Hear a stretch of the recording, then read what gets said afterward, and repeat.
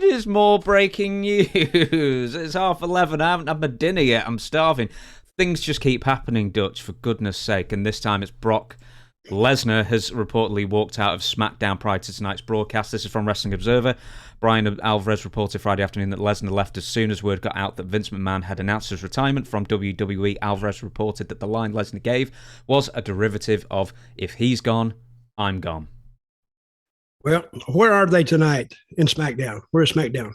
Oh, you threw a curveball at me straight away. I don't know. I'll find out. Okay. Well, I would have kind of not predicted that, but it sounds right because Brock, his whole career has been through Vince.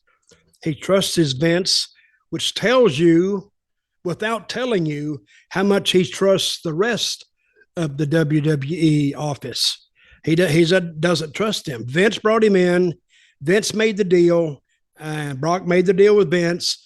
And I think that he's only doing this because of Vince anyway, because Brock is a fill-in, right?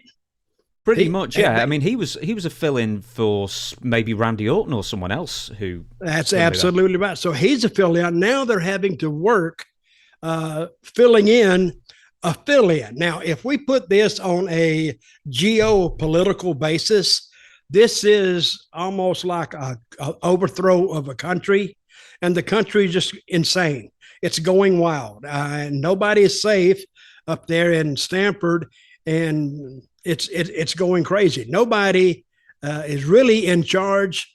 Their major problem is putting out the fire with Brock Lesnar. And without him, I don't know who they would get. They mentioned Goldberg, which I hate that idea. I really do. Goldberg's overexposed anyway, and we know he's going to lose. So I would go for maybe a John Cena, even though he's on a movie set. You know, John Cena has enough respect for Vince and the McMahons and WWE to possibly make an exception and come in. Or if I couldn't get Cena, I'd try Undertaker. But I doubt if Undertaker would even we're 8 days out. But they need somebody. They need somebody with a name. And what's that old saying? When it rains, it pours. And it is really pouring heavily on WWE tonight. You know, we broke news earlier today that Vince had quit, had resigned. And now, an hour and a half later, we're bringing you this other news that Brock Lesnar has walked off the SmackDown set. So they're scrambling. And tonight would be a good night to watch SmackDown to see how they even put it together. I mean, they're putting it together on the spot, so to speak. And so who's in charge of that? I don't know. But see, they don't have Vince now to ask. So who are they going to ask? I guess Triple H is there. I would hope he would be there because he's the only one with experience enough to kind of straighten this out on the short fly. I tell you, and another one that would be a good one to have in this situation would be Road Dogg, BG, because he's been there. And I don't put it past WWE to ask Road Dogg to come back because he is good at what he does. And when he left, he didn't knock anybody. He just went home for a while, and he may have even seen all this coming. So I don't know. That's my answer again. I don't know, but who does know? Nobody knows. Nobody knows. As we record, there is actually a talent meeting in progress. Half an hour ago, it was meant to have started. I don't know how many company-wide talent meetings you were part of in the later Zeb Coulter run, but how do these things generally go? I mean, nothing obviously this big has happened, but how will these talent meetings generally go? Who would stand up there, and how long would they go for? Well, when I was there, he'd be Triple H, basically, and he would, and they weren't as excited as they will be now, because when you're out in the water and you don't have a sail, you're just spinning around. So who's going to fix the sail first? But the major thing is to keep everybody from panicking and I'm not panicking like running into the walls and going on, but there's a lot of tension in the air, and I think he's trying to dispel that and trying to calm everybody down and saying it's going to be okay, and it will be okay. It's because there's no way it can't be okay, even if it goes bad. It will still, the show will run, SummerSlam will run, the shows they have booked will run, and they just need a little bit of time to straighten this out. But to have all this drop on you in one day is quite a bit for any business. So I just hope they keep their senses about them, don't overreact. And if you're watching SmackDown tonight, don't expect it to be anything special, because it will probably be the same show they had, maybe a few different settings, because if they had Brock in something, he won't be there. But Roman could go out there and they could actually make this a plus, really. Roman can go out there, and he said he's just using that to get away from me. He never wanted to take me on anyway. I beat him the last time. I'll beat him this time. And he's just using that as a convenient way to get out of another ass kicking. So he could actually make it work to his advantage anyway. And sometimes when you put a thought in people's head, they say, yeah, that might be true. So if you can even hit somewhere even close to the truth, it may work. But I wouldn't want to be in WWE right now. Or I would like to be a fly on the wall during that talent meeting. I'd like to be there. You just sort of mentioned that, actually. Do you think they'll bring Brock up on SmackDown at all, or do you think they can convince him to come back in time for SummerSlam and not mention it? Well, I think they have to mention it. They have to mention it. I don't know how you could get by without mentioning it. And if they got him to come back during the week, well, that's just. But what if they got him to come back and he still didn't show up? Now they've dug themselves a bigger hole that they can fall in, backing up from it. So I don't know what kind of advice to give them. I would say whatever happens today, stick with it. If he comes back, he comes back. And what I wouldn't put beyond Stephanie, and it's not a bad thing, if I was Stephanie, I would call my dad. And I'd say, can you please call Brock and tell him to fulfill his obligation to us? We made him a ton of money, so he needs to step in this situation. You made the deal with him. See if you can make another deal with him. And Vince, what he might do, he might make a deal with Brock to tell him he'll pay him twice the money, because it's not him paying it, it's the company paying it. So he may get back at him a little bit that way. And I don't know if he wants to get back or he might just really want to go home. So who knows what his frame of mind is right now. I just thought of something now. Since he's a Vince McMahon guy and Brock has left, does he have a problem with Triple H, do you think? Or somebody else high up? Or I suppose this is nothing you've heard, but... Taking his place? No, maybe not taking... Well, maybe, yeah, taking Vince's place, someone who he doesn't like, essentially. I have no idea. I don't think Triple H will move into that spot, even though I think he's been groomed for it for quite some time, at least 10 years. I think he's been groomed for that spot. And what's held him back was actually Vince. Vince somehow didn't trust the word of Triple H, or so I've heard. You know who he trusted more than Triple H? Was Shawn. Shawn Michaels. He trusted him for some reason. He really liked Shawn, and he trusted his advice on business, but he didn't trust Triple H. I don't know why that is. And he trusted Road Dogg, and which made me wonder when they got rid of him, why did they get rid of him? Because Vince, he loved Road Dogg, I thought. I mean, things can change, but Road Dogg has the experience. He has the temperament to do it. And other than somebody taking Vince's place, I don't know who could take his place, but it needs to be, and I said this earlier today on our other breaking news special, you do need that experience because Vince had it. Plus, he had experience of running a company, and the only one that has that really is Triple H or Stephanie. I think both of them could do it. Nick Khan doesn't have it. He has the business acumen, but he doesn't have the wrestling knowledge to say whether he likes this better or he likes that better. I mean, you can say anything, but Vince at least dealt with it from a knowledgeable standpoint. Breach of contract, Brock walking out. What's he? I mean, he's not doing himself any favors here. I mean, and the WWE contracts are very one-sided, so I don't know quite what he's thinking on that. Well, he could have said, if he's out, I'm out. He could have said that. But he could also say, I was sick, my knee hurts, I'm this, that, or the other. And all he's got to do is go to the doctor and let a doctor just back him up on it. So that's not really breach of contract. I don't think. I'm not a lawyer, but I did play one on TV one time. Your thoughts on Brock as a person, then? Sorry, did you have more? Oh, Brock as a person? Yeah. He's kind of quiet, unless he gets riled up. And nice guy, he always has been to me.